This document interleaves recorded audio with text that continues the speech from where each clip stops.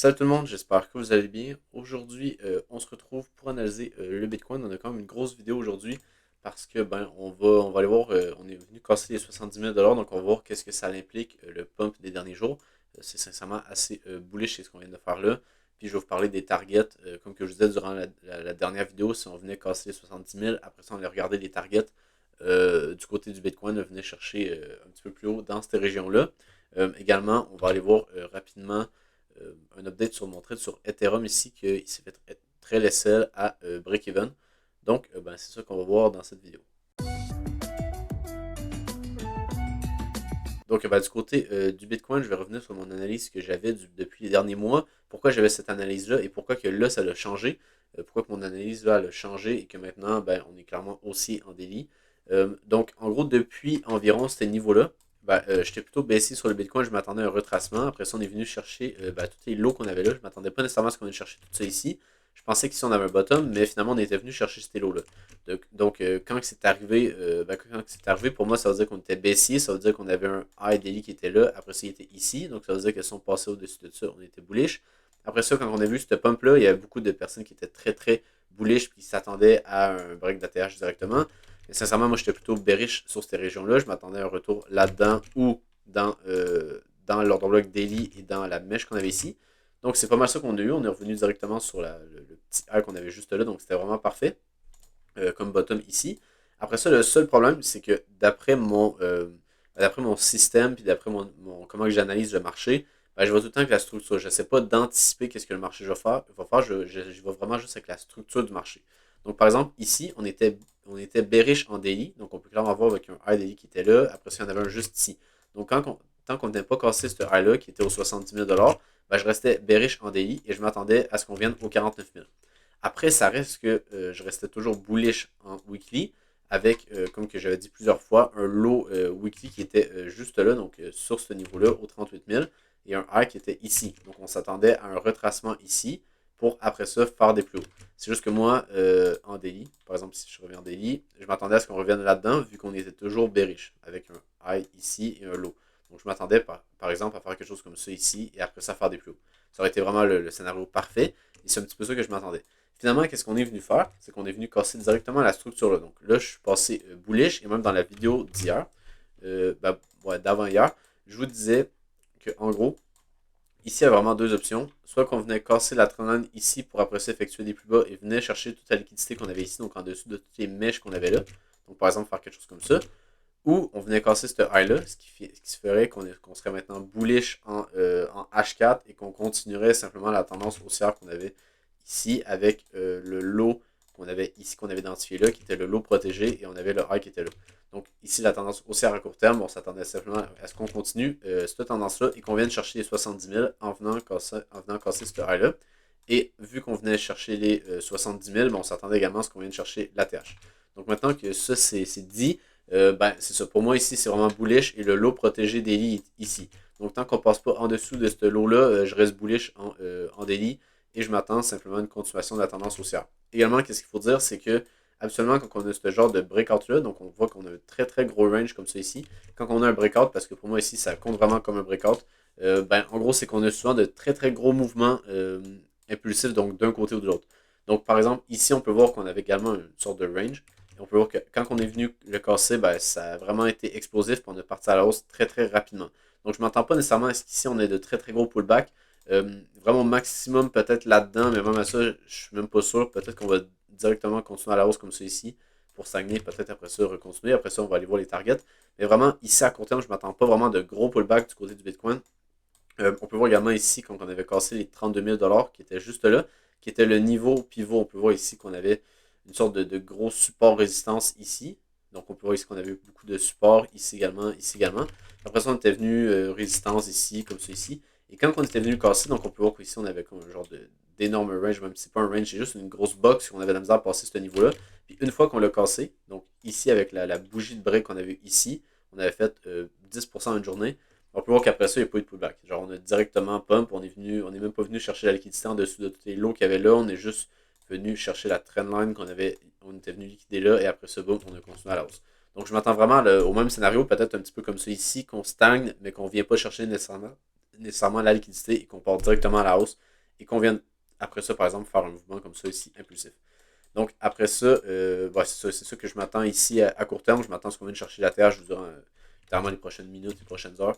On a un énorme short squeeze qui est en cours en ce moment à cause de toutes les highs qu'on avait accumulées ici. Donc c'était clair qu'une fois qu'on venait casser ce high-là, la structure était maintenant bullish en daily et on allait effectuer des plus hauts et venir chercher cette région-là. Donc ensuite, pour regarder pour les targets qu'on pourrait avoir, premièrement, j'avais dessiné cette trend-là, qui n'est pas nécessairement très représentative de la target que je voudrais avoir. C'est juste une trend que j'avais mis qui pourrait être intéressante. Donc, c'est vers les 100 000 environ. Également, si on utilise par rapport au dernier cycle, qu'est-ce qu'on a vu comme retour sur investissement, ça donne également vers les 100 000 Donc, parce qu'à chaque cycle, le retour sur investissement diminue. Et ça donne environ 100 000 sur le Bitcoin. Donc, c'est pas mal ça ma cible, juste vraiment générale euh, pour le mouvement aussi qu'on aurait là. Donc, de ce low-là à ce high-là qu'on va voir ici, je m'attendrais à ce qu'on vienne chercher environ les 100 000 Également, ce qui serait vraiment intéressant, ça serait qu'on vienne justement chercher les 90, 100 000 parce que ça permettrait aux médias de faire FOMO énormément de retail parce qu'ils vont entendre devant les médias. Les médias vont commencer à en parler vers, j'imagine, cette région-là ici. Dans cette région-là, vers les 90 000, quand on va approcher les 100 000 peut-être qu'on venait les casser également. C'est pas nécessairement sûr à 100% qu'on vienne les casser les 100 000, mais je pense que ça ferait du sens de venir casser environ les 100 000 pour vraiment faire FOMO un max de personnes. Et après ça, ce qui va permettre aux institutions de distribuer leur Bitcoin qu'ils avaient acheté dans cette région. Donc ici, si on retourne durant le bear market, ici on avait une énorme accumulation, création d'un support qu'on vient liquider pour après ça faire des plus hauts. On peut voir qu'ici, après ça, l'ordre flow a toujours été bullish après ça. Donc on peut voir qu'on avait un low ici, après ça on avait un low juste là, un low ici et un low juste là weekly. Donc ici notre low weekly est rendu ici. Donc si jamais on vient passer en dessous de ça, on est maintenant bearish en weekly. Même je dirais que ici également ça ferait du sens de le mettre là, le low weekly. Mais en gros, c'est que cette énorme accumulation-là qu'on a eu ici, on devrait avoir une distribution pas nécessairement proportionnelle, mais au moins qu'il y ait autant de volume. Pas nécessairement en termes de temps. Ça n'a pas besoin de durer un an la distribution, mais la distribution va falloir qu'il y ait énormément de volume pour venir vendre les bitcoins qu'il y avait ici. Donc, sûrement qu'on va avoir quand même soit un gros blow-off top, donc ça veut dire par exemple que le bitcoin est juste parabolique. Donc, on a vraiment juste un énorme mouvement aussi comme celui-ci, puis ça ne s'arrête pas. Par exemple, on a juste des pullbacks comme ça ici, ça continue comme ça. Et après ça, boum, on a un gros crash. Et après ça, on a bear market qui devrait se dérouler durant 2025-2026. Mais ouais, c'est ça un petit peu qu'est-ce que je m'attends du côté de la price action. C'est que à court terme, ça soit vraiment très, très impulsif. Et après ça, on va sûrement venir chercher ce niveau-là. Et là, c'est là qu'on va voir comment que les institutions, à quel moment ils vont commencer à distribuer, parce qu'on va le voir d'avance, quand ils vont commencer à créer des supports, quand ils vont commencer à créer des trendlines. Après ça, c'est ça, ça va dépendre de la distribution. Est-ce qu'on va avoir une distribution comme ça ici, qu'on crée un support, qu'on vient liquider comme ça ici, parfait? Je pense pas. Je pense qu'on va peut-être plutôt avoir quelque chose comme ça ici, qu'on vient créer par exemple une sorte de trendline comme ça, qu'on venait la liquider. Là, tout le monde FOMO, par exemple, au-dessus des 100 000. Et après ça, on fait des plus bas. Ça ferait du sens. Ça ferait un énorme blow-off top. Par exemple, on fait, je sais pas moi, quelque chose comme ça ici. Par exemple, on vient faire des plus bas comme ça, tac. Là, on est vraiment très, très parabolique. Et là, c'est sûr qu'avec la timeline, on va aller 2025, ça ferait du sens. Donc, par exemple, on fait quelque chose comme ça ici. Par exemple, on enlève ça et on fait directement, par exemple, on pump comme ça. Après ça, on stagne un peu. Et là, on peut voir qu'on vient créer une trendline juste là, qu'on viendrait liquider, par exemple. Et après ça, on fait des plus bas. Et là, on aurait, par exemple, un blow top ici avec un truc très parabolique qui finirait vers les 100 000 Donc, c'est pas mal ma target. Également, on peut checker avec des Fibo. Ça serait également pertinent. Donc, il y aurait deux manières de regarder avec les Fibo. Soit avec le top qu'on avait ici, jusqu'à ce top-là. Et moi, je regarde pour les extensions de Fibonacci, je regarde les 1.68 et la zone entre ces deux niveaux-là, donc entre les 2.68 et les 3.68. Donc, théoriquement, ici, on devrait venir chercher les 1.68 sans trop de problèmes. Habituellement, quand on a ce genre de range-là ici, par exemple, on a un range comme ça, et on vient, par exemple, ranger dedans, et après ça, on vient le casser à la hausse. Si on prend un Fibo de ce high-là jusqu'au plus bas du range, par exemple, souvent il y a une déviation comme ça ici, puis qu'on prend de ce high-là jusqu'à ce low-là, on vient chercher les 1.68 sans trop de problème. Donc, pour moi, la première target, vraiment, pour le prix, ça va être les 89 300 environ. Donc, vraiment, pour être hyper précis, ça va être cette région-là. Également, on pourrait prendre les Fibo, mais les mettre comme ceux ici, avec le dernier mouvement baissier. Donc, ça également, c'est pertinent. Et là, on aurait une target au 83 000. Donc pour moi, avant que le prix commence peut-être à diminuer un peu de volatilité, puis peut-être avoir un pullback, je pense qu'on pourrait revenir chercher ces niveaux-là sans trop de problèmes. Je vois pas trop qu'est-ce qui empêcherait le prix de venir chercher ça, surtout avec l'énorme short squeeze qu'on a ici. Je pense que ça fait vraiment du sens de venir chercher ce niveau-là. Euh, Également, on peut aller voir rapidement mon trade sur Ethereum et je vais aller vous montrer également la Bitcoin dominance qui pourrait être vraiment intéressante. Je vais vous montrer comparativement aux altcoins, le Bitcoin est beaucoup plus fort en ce moment. Donc, pour mon trade sur Ethereum, ici en gros, je me suis fait très laisser à break-even environ. Donc, c'est assez dommage parce que je m'attendais vraiment à ce qu'on vienne liquider cette grosse trendline-là ici. Donc, c'est pour ça qu'en début de semaine, j'avais expliqué que mon stop loss au début, je l'avais déplacé ici pour lock un peu de gain, environ 0,6H, je me souviens bien. Mais après ça, j'avais redéplacé là. Pourquoi? Ben, c'est parce que je m'attendais à ce qu'on ait de l'inducement ici en début de semaine pour après ça faire des plus bas. Parce que pour moi ici, sincèrement, je m'attendais pas à ce qu'on ait un aussi gros mouvement sur Ethereum. Je m'attendais également pas, c'était pas nécessairement qu'est-ce que je m'attendais du côté du Bitcoin à ce qu'on vienne chercher les 70 000 vu que j'étais baissier à cause de la structure daily qui était baissière. Mais vu que c'est le cas, puis vu qu'on est venu chercher les 70 000, ben maintenant, ça l'a juste invalidé le scénario baissier sur Ethereum. Même si sincèrement, cette trend-là, je ne vois pas comment on ne vient pas la récupérer. Après ça, on va voir qu'est-ce qui se passe. Peut-être qu'on va revenir distribuer pour après ça avoir un flash crash, puis après ça repartir. On va voir, c'est juste que le timing n'était pas bon sur ce trade-là. Mais ça reste que, pour moi ici, clairement, c'est pas nécessairement bullish qu'est-ce qu'on fait sur Ethereum, puis ça va pas être le genre d'altcoin que je vais acheter nécessairement, parce qu'on a un très très gros, quand même un grand risque là, de revenir dans ces régions-là ici. Sincèrement, je ne sais pas comment on peut revenir dans ces régions-là si Bitcoin est bullish, parce que ça fait pas trop de sens. Mais par exemple, on pourrait avoir, par exemple, le Bitcoin est très bullish, on fait des plus hauts comme ça. On a par exemple un flash crash pour après ça faire des plus hauts. Puis par exemple, ici, je sais pas moi, Ethereum pourrait faire ça ici. Et après ça, on fait des plus hauts. Donc par exemple, sur Bitcoin, on est beaucoup plus haut. On est déjà à, je sais pas, 80 000. Après ça, on a un flash crash que 75 par exemple. On fait des plus hauts par la suite. Ben, Ethereum, lui, par exemple, il pourrait ranger dans ces niveaux-là pour après ça faire ça ici et après ça faire des plus hauts. On va voir, mais pour moi, je vois pas comment qu'on vient pas chercher la trendline. Après, si on vient pas la chercher, c'est pas plus grave que ça. Je vais juste pas m'exposer sur Ethereum, je vais regarder pour d'autres altcoins. C'est vraiment pas plus grave que ça. C'est juste que pour moi, vraiment, c'est pas très safe d'avoir de l'Ethereum en ce moment parce que pour moi, ici, on venait chercher ces niveaux-là vraiment sans trop de problèmes. Donc après, on va voir qu'est-ce qui va se passer, mais pour moi, c'est ça. Je pense qu'il y a énormément de probabilités de venir chercher toute la liquidité qu'on a là ici. Pour moi, ça ferait quand même pas mal de sens. Ensuite, du côté de la Bitcoin Binance, je vais également faire une petite update. Ça fait vraiment longtemps que j'en ai pas fait. Mais en gros, on est vraiment sur un niveau ultra important du côté de la Bitcoin Dominance. Puis ça fait du sens avec le breakout qu'on a sur le Bitcoin. Parce que ici, en gros, qu'est-ce qu'on a? Ben, c'est qu'on est bearish ici sur la Bitcoin Dominance avec un high qu'on a ici à genre 100%. Puis après ça, on a un low juste là. Après ça, ici, on est en train de faire un pullback. Et d'après moi, ici, on a un top juste là. Donc ça veut dire qu'on aura un top qui devrait être protégé dans cette région-là. Donc ça veut dire que la Bitcoin Dominance ne devrait pas revenir au-dessus de ce high-là. Sincèrement, je ne pense pas non plus qu'on va revenir au-dessus de ça. Donc ça voudrait dire qu'après ça, on a un énorme order block qui est juste ici avec toute cette région-là ici. Donc toute cette région-là, donc tout ce gros bloc-là, on s'attendait à un retournement de la Bitcoin dominance. Après ça, on pourra le raffiner. Mais juste en général, dans cette région-là, on s'attend à un retournement de la Bitcoin dominance. Donc ça veut dire une altcoin season.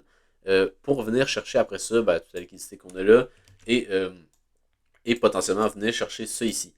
Sincèrement, à court terme, ici, je ne suis pas nécessairement certain qu'on a un top parce que de manière, ça ne ferait pas vraiment de sens qu'on a un top parce que de la Bitcoin dominance, parce que le Bitcoin, pour moi, ça va être vraiment l'actif le plus fort durant les prochaines semaines et va venir chercher en premier ses targets très élevés. Donc, par exemple, les 90 000 je vous parlais, pour moi, ça va s'effectuer assez rapidement du côté du Bitcoin.